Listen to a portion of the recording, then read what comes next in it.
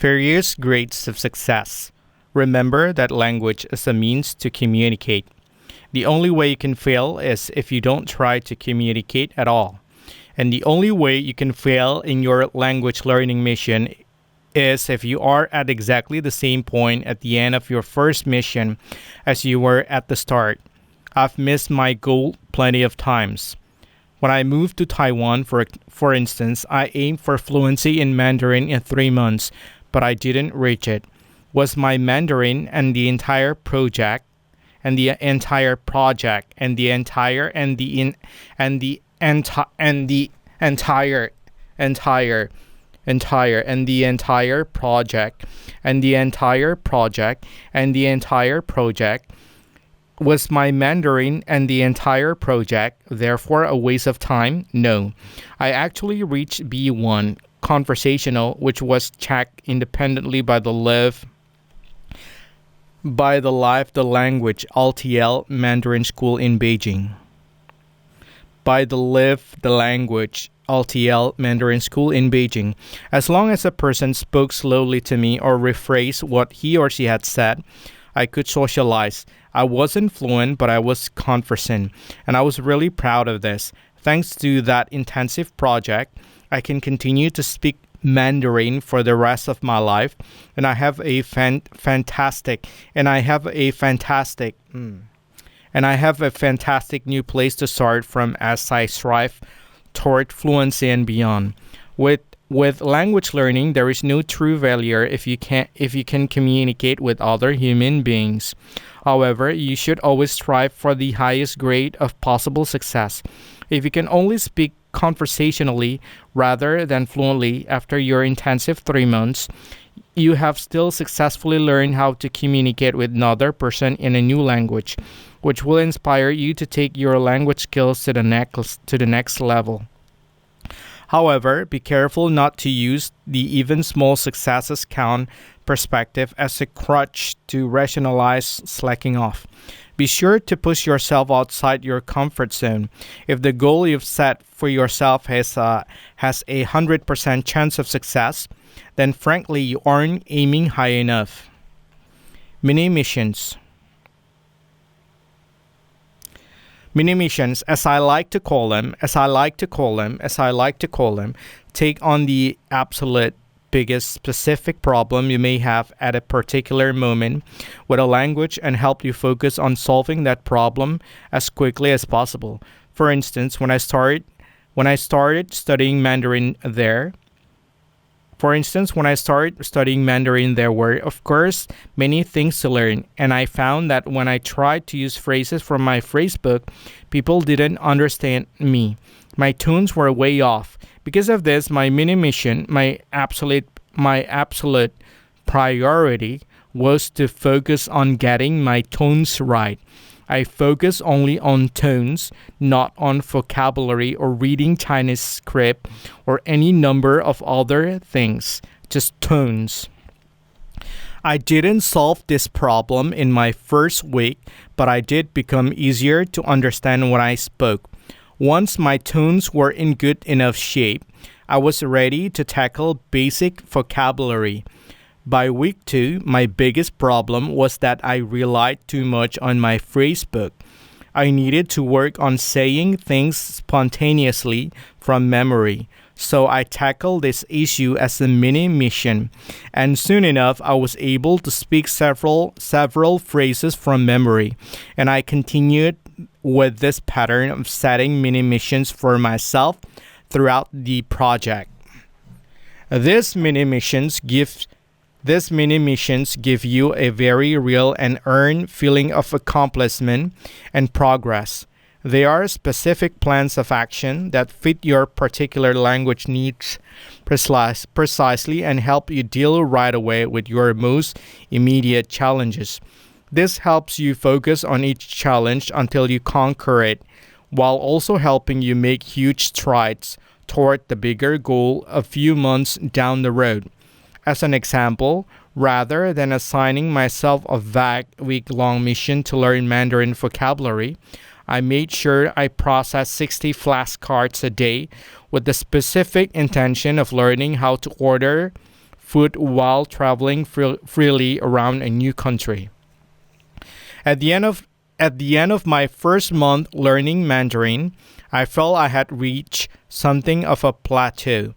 I could have basic touristy exchanges from memory and with passable tones, but these exchanges lasted only 10 to 15 seconds. I couldn't have an actual conversation, so I gave myself a brain melting mini mission. As the name implies, brain melting forces you to think fast, try to extrapolate what you're hearing, and remember vocabulary, all while processing the context for clues. During the week following that first month, I scheduled time to sit down with native speakers for hour-long conversations. What a week!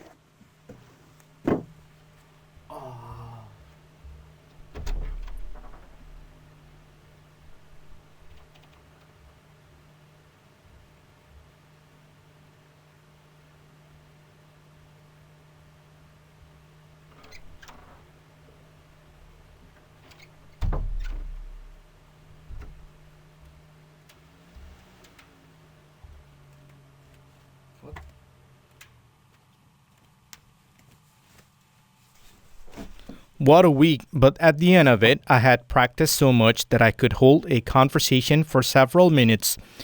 These weren't complex conversations. I mostly described what I did that day, but this is exactly the point of a mini mission. I had successfully forced myself outside my comfort zone and in the process figure out how to talk for several minutes and understand a native speaker's questions beyond my limited range. Plus, since I had only one goal and one mini mission, it was a lot easier to tailor my work specifically to make this happen. I remember when I was beginning to learn a little Hungarian, and I received my first phone call in that language, I couldn't rely on visual cues, as I tend to do in the early stages, and the call quality wasn't all that great. I had to think fast and attempt to get information out of the caller. After that very short 1 to 2 minute call, I felt exhausted. I could almost feel my brain being pushed into into overdrive. Since then, I've added phone or Skype calls to my mini mission itineraries. Through brain melting mini missions like this, you can push on to a new language level. If you don't try several brain melting sessions throughout your project, then you're simply not pushing yourself hard enough. Learning a new language should certainly be fun and enjoyable, but pushing through the frustrating parts determines whether or not you'll reach the next level. You have to move out of your comfort zone, and the mini missions are assigned to do just that. Focus on your biggest issue and tackle it. It will be hard. That's why it's your biggest issue. But get through it. Go head first into frustration, and like tearing off a bandage, you will come out on the other side happy that you got it over with quickly. Burnout. For those of you taking on this project full time, there's a catch. If your entire project is made up of brain melting moments, you can burn out incredibly quickly. Unfortunately, burnout is one of the biggest reasons people give up on learning a language entirely. At first, I thought 3 full months of focused learning would be the ideal amount of time to reach my target without any breaks at all to speak English. What I eventually figured out, though, was that I could only keep up this kind of active, intense learning for about 3 weeks. After 3 weeks, what is this? After 3 weeks, I couldn't retain anything else for about a week. I reached a saturation point. If you have greater endurance than little old me, then perhaps you can keep on going. But I think most people realistically reach a burnout point. Absolute absolute full-time immersion and pushing yourself as much as I suggest require you also take breaks. Since discovering this, I have found that working full-time all week on a language, then giving myself one evening off each week to socialize in another language helps me recharge my batteries and ultimately work the most effectively. Once a month, I would also take an entire weekend off the language project and hang out with other foreigners like myself, go for a swim, dance for a few hours, anything not related to the language I was learning. I got great mileage out of this while doing my Arabic learning project in Brazil, as well as my most recent one to learn Japanese in Spain. Breaks like this are also an effective psychological tool. I had weekly goals and then rewarded myself with a break after hopefully reaching those goals, and I give myself much longer breaks after achieving any much longer monthly objectives. Breaks are essential during a full-time immersion project. Use them to recharge your batteries and as motivation to work harder to reach a specific milestone. Frustrating moments are inevitable. Frustrating moments are inevitable. Frustrating moments are inevitable. Frustrating moments are inevitable. To keep them to a minimum, try to have fun with your language every day. Assign yourself language tasks that you actually look forward to. Reward yourself after studying several dozen flashcards, for instance, by watching a few minutes of a silly soap opera in the language you're studying or reading a comic book in that same language. When it doesn't feel like work, you can accomplish so much more. Plan of action. Discipline is choosing between what you want now and what you want most. All the best ideas in the world are worth nothing if they aren't implemented. That's why you absolutely need to have a plan of action before you get started on your project. Be sure to keep these points in mind. Decide precisely what you are aiming for. Have a look at a more detailed explanation of the various levels of the CEFRL system at fee3m.com/CEFRL and decide which would be slightly higher than a safe target for you. So you really push yourself. Pay careful attention to both what is required and what is not required at that level. Set aside a specific period, whether it is 1, 3, or 6 months, and make sure your language learning project is your highest priority during this time.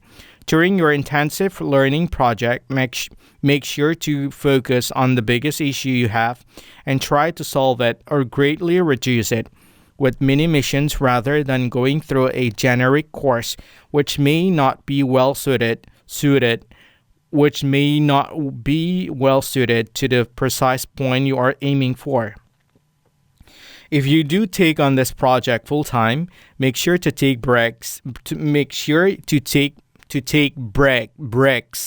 To take breaks so you don't burn yourself out. Announce your mission to the world, which establishes a change of accountability since your friends and family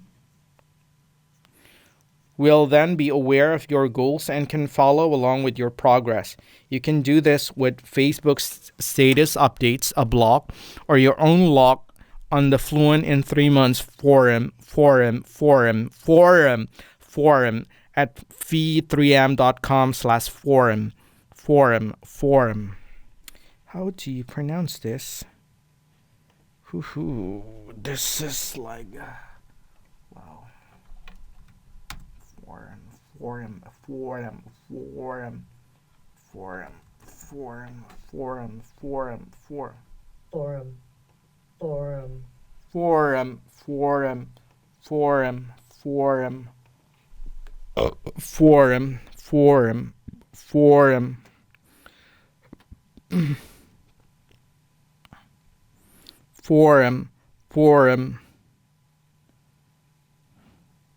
With all obstacles clear and a good plan of action for where you aim to be throughout your language learning project, it's time to start looking at the tools that will allow you to accomplish this project. The first one is the memory to absorb all that new vocabulary.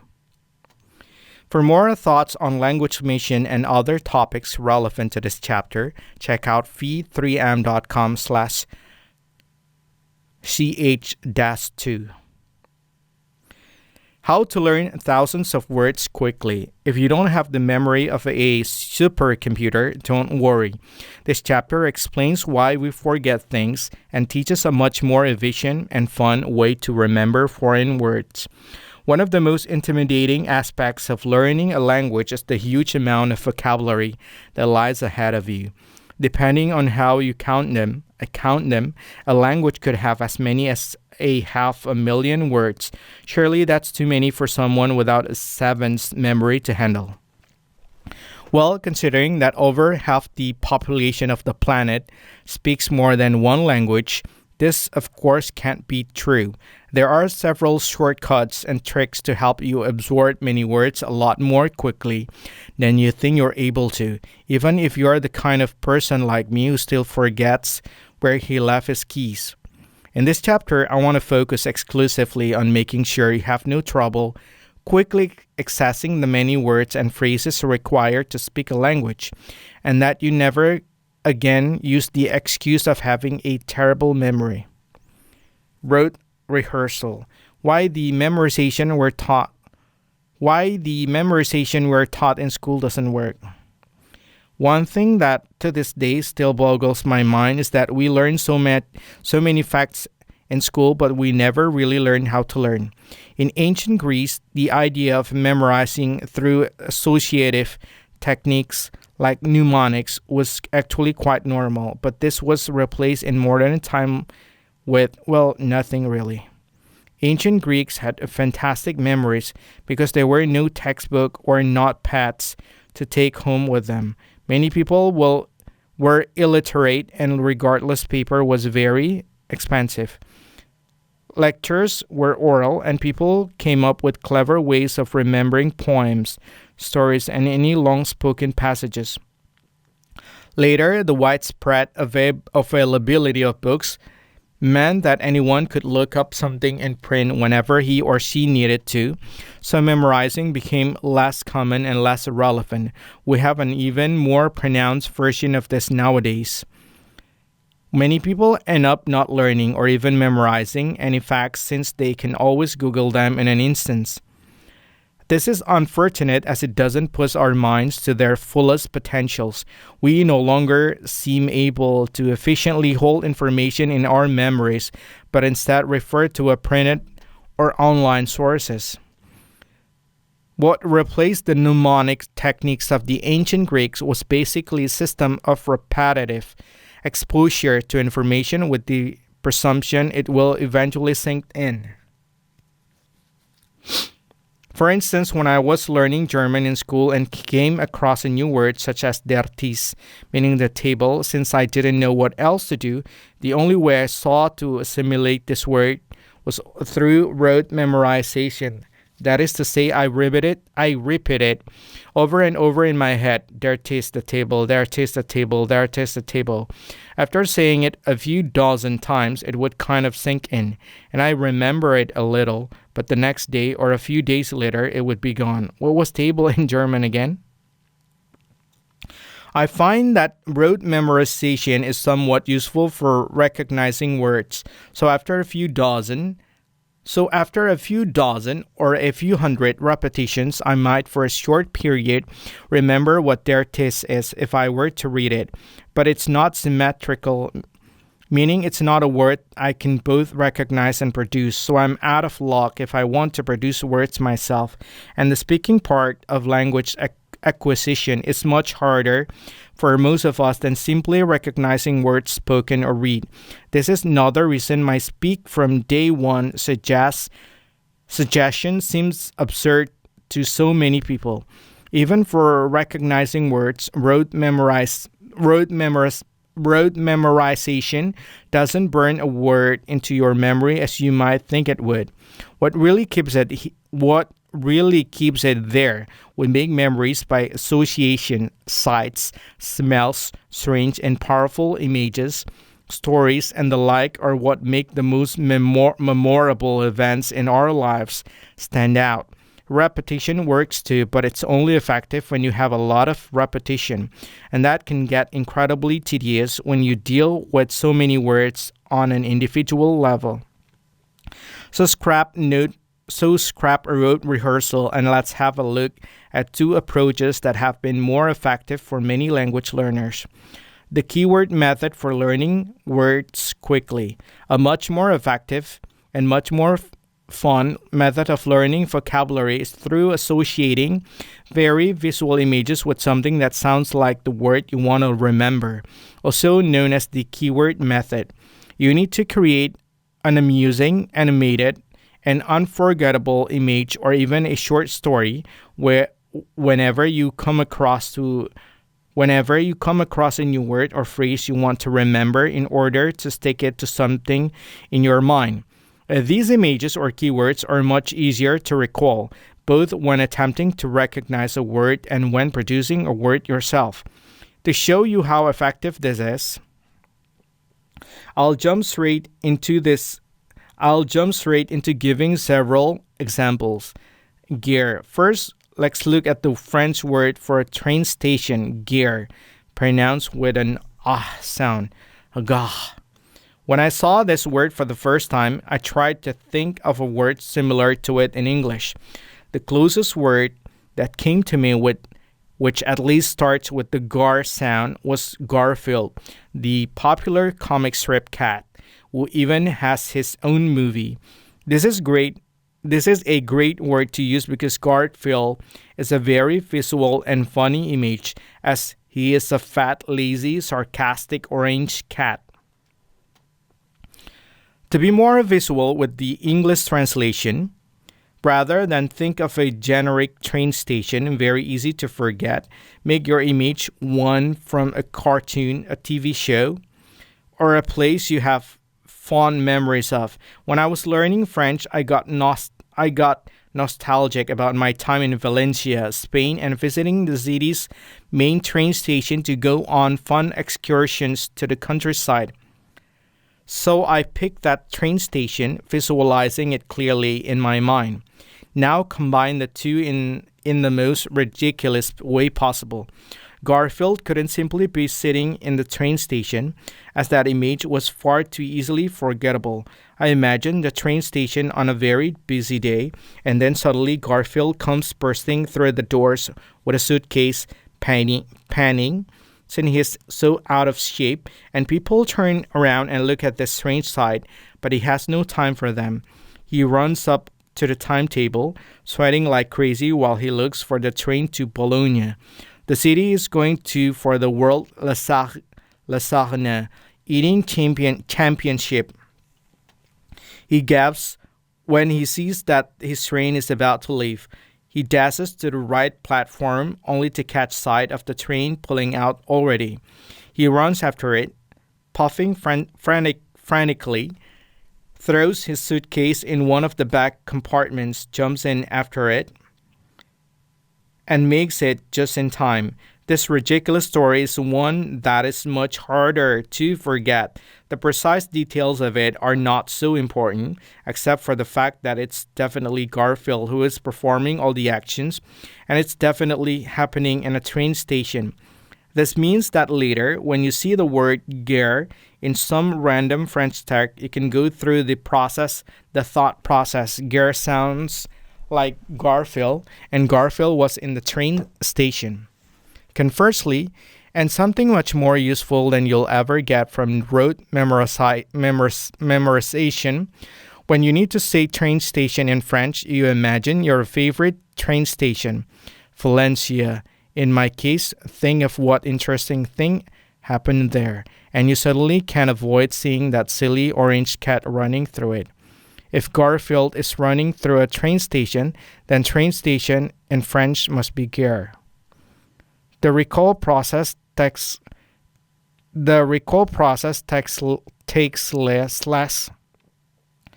The recall process takes less than a second and barely slows down a nicely flowing conversation. The memory of the word is easily accessible and comes to you much more quickly than the digging you'd have to do with rote memorization. Mobiato. Now let's look Now let's take a look at a Chinese word. One that I needed often was the word that meant target or goal, because I frequently discuss my fluency goal in Chinese when asked why I was in Taiwan. Since I wasn't learning the writing system yet, all I needed to do was learn the sound of the word, which is mubiao, falling tone on mu, and first tone, which doesn't go up or down but remains steady, on biao. So how do you learn this while incorporating the tone? Like anything else, it just requires a bit of imagination. Think about it for a second yourself. What would you come up with from mu? Pronounce mu and then biao bio. I don't know about you, but I thought of a cow, then a bee, and then simply the O as in ouch sound from pain. Next, it's a case of throwing ideas out there. It doesn't matter how silly, nonsensical, politically incorrect, sexual, or personal your story is, as long as it stands out in your memory. This is the short story that I came up with for this word. I'm walking through a field with a bow. I'm walking through a field with a bow and an arrow in the early evening as the sun is setting. I want to practice my shooting skill, but I don't see something challenging to aim at. Suddenly, a cow falls from the sky. Moo. Crash. She stumbles to find her footing, and I see my opportunity. Conveniently, a bullseye of concentric red and white circles has been pre-painted on her rear end, and I position myself by kneeling a little so my bow is at the same height as the poor cow's ass. This is no ordinary bow and arrow, though. My arrow is made entirely of bees. I pull it back and launch it to fly horizontally through the air. And since I position myself correctly, this is really hard. This is really. It flies straight into the target and goes up the cow's bum. The poor animal forgets herself, and rather than moo, she can't resist yelling aloud, ow. No cows or bees were harmed in the making of this mnemonic. While it's true this story takes a few minutes to write out, our brains work much faster when verbalizing or writing isn't necessary. All I need from this story are these essential target is mu falling tone and bo first tone level as in the story where the arrow is shot straight at the same height as the target. Also, when you hear a meow, you know it means target, which is symmetrical, so I can both recognize it and produce it. Some details are treated differently. For instance, the falling tone in Chinese doesn't actually sound like someone falling, and is more like a stern no than a dramatic movie no. But when I was learning Chinese, I made a visual aspect of my mnemonics that incorporates these movements so I could also remember the tones. Even forgetting the tones, which I discuss in more detail in Chapter 6, can you see how with a language as distant from English as Mandarin, there is still hope if you have a good imagination. Other examples. I could fill a whole book just with some of the craziest keyword association stories I've come up with, but here are some random ones to give you further inspiration. Playa in Spanish means beach. For this, I imagine a cheesy pickup artist, a player, strolling down a beach I know well, trying to pick up pretty Spanish girls, but getting slapped in the face to give the story a comedic effect. The slaps made it easier to remember. The German example I began the chapter with, der Tisch, this word to me sounds like the start of the word tissue. So I imagine trying to sit down to dinner at a table made entirely out of tissues, which collapses as soon as I put my bowl of soup on it. The soup then spills all over the floor and a little on me. So then I have to mop it up with all the tissues I have. This Czech word první looks and sounds like any English word I can think of, but it's an important word to learn since it means first. For this, I inserted a few vowels to make it easier and came up with a provan. I imagine a very complex scene of me winning the professional van Olympics, driving up into first place on the podium in my strange-looking white van, crying as I am handed my bouquet of flowers, and the medal is placed around my neck. While I remain in the driver's seat, provan is easy to remember from the scene, and with a little repetition, you'll be able to instantly recall první. These examples are all nouns, things. To expand on them and remember verbs, action words, adjectives, description words like big, red, close, etc., and adverbs quickly, happily, you can still use a noun to make the connection. For instance, to remember that verde, pronounced somewhat like birthday, which itself sounds like birdie, is green in Spanish, I imagine green grass. The first thing that comes to mind with the adjective green is, of course, grass, which suddenly transforms into millions of cute green birdies flocking into the air and leaving the field as nothing but soil when it was so beautiful and green before. Okay, that is for today. Wow, this is really